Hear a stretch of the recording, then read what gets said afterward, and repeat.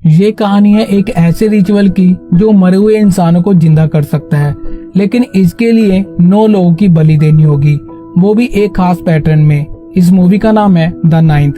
Film की शुरुआत एक खंडर से होती है जो कि बिल्कुल सुनसान होता है। यहाँ पर 3 लोग किसी खास चीज को ढूंढने के लिए यहाँ पर आए होते हैं, जिसमें एक हस्बैंड वाइफ और एक उनका फ्रेंड होता है, जिसमें हस्बैंड का नाम जेम्स होता है और उसकी वाइफ का नाम ओलिविया होता है।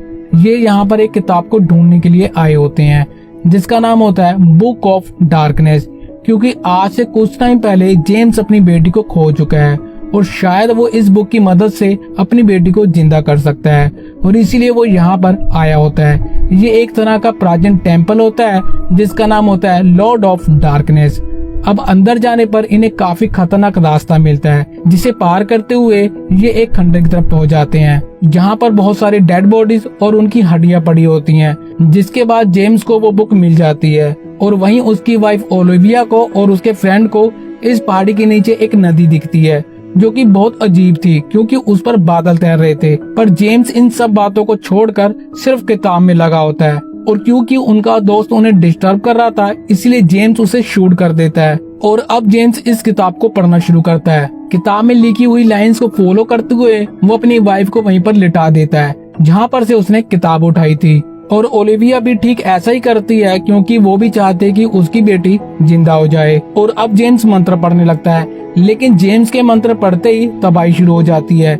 ये पूरा शहर तबाह होना शुरू हो जाता है और ये जगह भी टूट कर गिरने लगती है। और तभी जेम्स के ऊपर एक बड़ा सा पत्थर आकर गिरता है, जिस कारण से वो हिल भी नहीं सकता था। इसलिए वो यहाँ पर अब अपनी वाइफ ओलिविया से कहता है कि इस किताब को लेकर यहाँ से चले जाओ। फिर सीन शिफ्ट होता है प्रेजेंट में, जहाँ पर ओलिविया एक सपने से उठती है और उस दिन के हादसे के बाद से उसे हमेशा डरावने सपने आते रहते हैं, और ना ही उसने उस किताब को उस दिन के बाद से देखा था जबकि वो उस किताब को वहाँ से बाहर लेकर आ गई थी। और इसी बात का उसे सबसे बड़ा डर होता है कि वो किसी गलत हाथों में न पड़ जाए, क्योंकि किसी को मौत के दौर से वापस लाना इस दुनिया के नियमों के खिलाफ है। लेकिन इस बुक के जरिए कोई फिर से अपनी जिंदगी पा सकता है। जिसके बाद हम सरगे नाम के डिटेक्टिव को देखते हैं, जिसने अपना भेष बदल रखा होता है, क्योंकि वो एक किलर की तलाश में होता है जिसने 3 लड़कियों को बहुत अजीब तरीके से मार दिया होता है। पर डिटेक्टिव सरगे शहर के लोगों द्वारा पकड़े जाते हैं और अब लोग उन्हें यहाँ पर मारने ही वाले होते हैं कि तभी उसका दोस्त फ्योडोर यहाँ पर पहुँच जाता है, और क्योंकि वो एक ऑफिसर होता है तो सभी लोग यहाँ से भाग जाते हैं। और वहीं शहर की दूसरी तरफ हम एक और मर्डर देखते हैं, जहाँ पर एक लड़की को बहुत बुरी तरह से मार दिया गया होता है, साथ ही साथ उसका दिल भी निकाल लिया होता है। और उस लेडी के पास से उन्हें एक अंडा मिलता है जिस पर उन्हें एक विर्चुअल का साइन मिलता है, जिससे वो समझ जाते हैं कि इस लड़की को भी उसी ने मारा होगा जिसने पहले 3 हत्याएं की हैं। सरगे यहाँ पर ये भी बताता है कि ये किलर सिर्फ लड़कियों को ही अपना शिकार बनाता है और एक पैटर्न में उन्हें मारता है। जिसके बाद सरगे और फियोडोर इस अंडे को एक साइंटिस्ट के पास लेकर जाते हैं और उसे इस अंडे को देकर पूछते हैं कि ये क्या है, और वो ये बताता है कि ये एक हेल्दी सिंबल है, यानी कि इससे बुरी शक्तियां दूर रहती है। और यहाँ पर वो ऑफिसर वहीं पर लगे एक पोस्टर को देखता है, बिल्कुल सेम एक ऐसा ही सिंबल जो कि एक शो का पोस्टर होता है, जो शो ओलिविया का शो होता है। जिसके बाद ये इस केस को सॉल्व करने के लिए और अपनी क्यूरियोसिटी के चलते इस शो को देखने के लिए जाते हैं। और अब यहाँ पर ओलिविया अपना हैवी मैजिक शो दिखाती है, जिसमें वो अपने खाली हाथों से आग निकालने के बाद किसी भी मरे हुए आदमी से बात करवा सकती थी। दरअसल ओलिविया के पास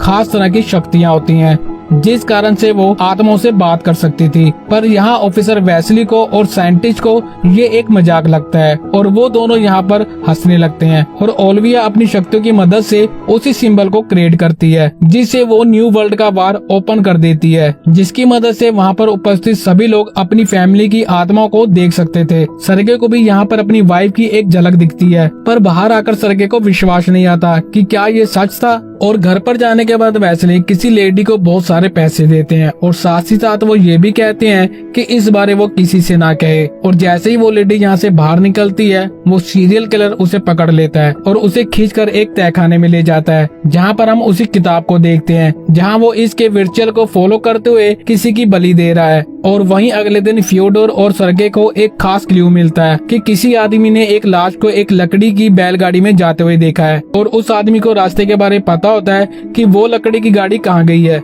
और इधर सरगे को भी एक खास बात पता चलती है कि ये सीरियल किलर अपने सिंबल के हिसाब से मर्डर कर रहा है, और उसी पैटर्न को सोल्व करते हुए इन्हें एक और लाश मिलती है जिसकी आंख निकाल ली गई होती है। जिसके बाद सरगे अब सीधा ओलिविया के तरफ जाता है और उसे अपनी वाइफ की रिंग देकर पूछता है कि मेरी वाइफ की आत्मा से पूछो कि उसकी मौत कैसे हुई, जो कि उस किलर की लास्ट विक्टिम होती है। और वो ऐसा झूठ बोलता है ताकि ओलिविया कंफ्यूज हो जाए और ओलिविया सरगे को बताती है कि मैं आत्माओं से कांटेक्ट करने की कोशिश कर सकती हूँ, लेकिन वो मेरे सवालों का जवाब दे या ना दे ये उसकी मर्जी है। पर सरगे कहता है तुम फिर भी करो। और अब ओलिविया रिचुअल स्टार्ट करती है और चारों तरफ सारे सामान हिलना शुरू हो जाते हैं और वो ठीक थी पिछले विक्टिम की सारी सच्चाई बता देती है, जबकि अंगूठी सरगे की वाइफ की होती है और पिछले विक्टिम से उसको कुछ भी लेना देना नहीं होता है, जिससे सरगे ओलिविया को रंगे हाथों पकड़ लेता है कि वो सबको बेवकूफ बना रही है। जिसके बाद सरगे ओलिविया को सारी लाशें दिखाता है और कहता है कि इन सभी का मर्डर तुमने ही किया है। एंड यहाँ पर वो उसे अरेस्ट कर लेता है, लेकिन वहीं दूसरी तरफ ये हत्यारा अभी भी खुलेआम घूम रहा था और वो यहाँ पर एक नई लड़की को डुबाकर अपना शिकार बना रहा था। और इस बात को ओलिविया अपनी शक्तियों से देख लेती है, जिसके बाद वो सरगे को सारी सच्चाई बता देती है और साथ ही साथ वो ये भी बता देती है कि मौत कहाँ पर हुई है। पर सरगे यहाँ पर उसकी एक भी नहीं सुनता और वो उसे यहाँ से जाने के लिए बोलता है। जिसके बाद ओलिविया अपनी शक्तियों की मदद से उस जगह पर पहुँच जाती है जहाँ पर उस सीरियल किलर ने उस लड़की को मारा होता है और वो ये सच्चाई सरगे के सामने भी लाती है, लेकिन सरगे को अभी भी विश्वास नहीं आता और वो इसमें ओलिविया का ही हाथ बताता है। पर इसी दौरान ओलिविया को एक दूसरी लड़की का विजन दिखता है जिसमें वो सीरियल किलर उसे मारने वाला है और यहाँ पर वो सीरियल किलर के हाथों पर एक स्नेक का टैटू देखती है। जिसके बाद ओलिविया उस टैटू को एक कांच पर बना देती है, जिसे देखकर ही फियोडोर कहता है मैंने इस टैटू को देखा है और मैं जानता हूँ कि वो आदमी कहाँ मिलेगा। जिसके बाद जल्दी से उस आदमी के पास पहुँच जाते हैं और उसे पकड़ लेते हैं। पर ये आदमी यहाँ पर बताता है कि वो सीरियल किलर नहीं है, ना ही उसने किसी को मारा है और साथ ही साथ वो ये भी बताता है कि उसने सीरियल किलर को देखा है किसी लड़की की लाश को ले जाते हुए। मैंने उसे पकड़ने की कोशिश की थी पर मैं उसे पकड़ नहीं पाया और उसके पास से मुझे एक घड़ी मिली। फिर उस घड़ी की डिटेल निकालने के बाद पता चलता है कि ये घड़ी साइंटिस्ट वेस्ली की है। जिसके तुरंत बाद पुलिस उनके घर आ जाती है और चारों तरफ से तहकीकात करने लग जाती है, जहाँ पर उन्हें ताजा खून से सने हथियार और कपड़े मिलते हैं। और अब साइंटिस्ट वेस्ली को यहाँ पर गिरफ्तार कर लिया जाता है। साइंटिस्ट वेस्ली कहते हैं कि मेरी कोई भी गलती नहीं है, मुझे फंसाया जा रहा है, ये सब एक चाल है। और वो यहाँ पर बताते हैं कि ये खून उन्हीं के पेट का है जो कि एक मैजिक वर्चुअल के चलते मारा गया। और रही बात मेरी वॉच की, तो ये मैंने अपनी नौकरानी को दे दी थी ताकि उसका मुंह बंद रहे, लेकिन उसी दिन वो शिकार हो गई उसी सीरियल किलर की और इसलिए उस सीरियल किलर के पास मेरी घड़ी थी। और जल्दी ही ये साबित भी हो जाता है कि वेस्ली सच बोल रहा है, क्योंकि जिस दिन शहर में पहला मर्डर हुआ था वो इस शहर में नहीं थे और भी कई तरह के सबूत मिल जाते हैं, जिससे साबित होता है कि वेस्ली ने मर्डर नहीं किया है। और वहीं ओलिविया की बातों पर सरगे अब विश्वास करने लगता है, क्योंकि ओलिविया की सारी प्रेडिक्शन सही निकलती है। और अब ओलिविया सरगे को ये बताती है कि इस शेप के अनुसार 9 लड़कियों को मारेगा, जिससे कोई स्पेशल वर्चुअल पूरा होगा, जिसमें उस शेप के पांचों तरफ ऐसी डेथ होंगी, किसी का दिल निकाल लिया होगा, किसी की आंखें नहीं होंगी। और 5 डेथ के बाद छठी डेथ पानी में डुबोकर की जाएगी और 7वीं डेथ धरती में दफनाकर की जाएगी, 8वीं डेथ हवा में उड़ाकर की जाएगी और 9th डेथ आग में जलाकर की जाएगी। जिसके बाद धीरे धीरे ये दोनों काफी अच्छे दोस्त बन जाते हैं। और अब एक दिन ओलिविया अपने पास्ट के बारे में सरगे को बताने लगती है कि मेरा बचपन बहुत ही कठिनाइयों से भरा था। मेरी शक्तियों की वजह से मेरे घर वाले और आसपास रहने वाले मुझे चुड़ैल मानते थे और यहाँ तक कि खुद मेरे पिता भी यही मानते थे। जिसके बाद मैं उस जगह को वहाँ से छोड़कर चली गई और फिर मेरी मुलाकात हुई जेम्स से, जो पहले तो मेरे साथ बहुत अच्छे तरीके से रहता था, पर कुछ टाइम बाद वो हर रोज मुझे परेशान करता था। जिसके बाद सिर्फ मेरा सहारा मेरी बेटी थी, लेकिन जल्दी वो भी मर गई, जिससे मुझे बहुत दुख हुआ। लेकिन जेम्स तो जैसे पागल ही हो गया था। और अब सरगे ओलिविया को अपनी स्टोरी सुनाता है। वो बताता है कि जब उसकी वाइफ प्रेग्नेंट थी तो वो अपनी प्रेगनेंसी की लास्ट टाइम में बहुत ज्यादा कमजोर हो गई थी